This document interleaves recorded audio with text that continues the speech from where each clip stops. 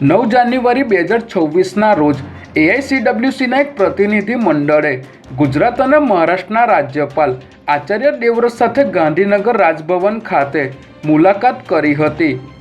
આ પ્રતિનિધિ મંડળનું નેતૃત્વ શિશુમંગલના તરસેમજી ભારતીએ કર્યું હતું, જેમાં રાષ્ટ્રીય અધ્યક્ષ નિલેશજી મિશ્રા, રાષ્ટ્રીય કાર્યકારી અધ્યક્ષ ડૉક્ટર એમપી વર્ષા, ગુજરાત રાજ્ય અધ્યક્ષ ઉષાબેન પટેલ, રાષ્ટ્રીય આમંત્રિત પ્રમુખ શાંતાજી જૈન, ગુજરાત રાજ્ય કાર્યકારી પ્રમુખ પ્રકાશભાઈ જોશી, ગુજરાત રાજ્ય સચિવ વિપુલભાઈ પટેલ, ગુજરાત રાજ્ય સંગઠન સચિવ યોગેશભાઈ ગેલાણી, રાજ્ય નાયબ વડા એડવોકેટ યોગેશભાઈ દોશી હાજર રહ્યા હતા। તેમજ ચેરમેન અને કાર્યકારી અધ્યક્ષ મધુકર ધુલે મોડા હોવાને કારણે પ્રતિનિધિ મંડળમાં જોડાઈ શક્યા ન હતા।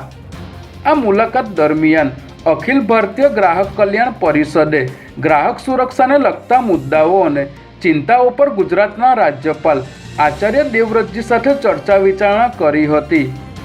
એઆઈસીડબ્લ્યુસીના પ્રતિનિધિ મંડળ દ્વારા ગુજરાતના રાજ્યપાલ આચાર્યજીના માર્ગદર્શન બદલ આભાર અને કૃતજ્ઞતા વ્યક્ત કરવામાં આવી હતી।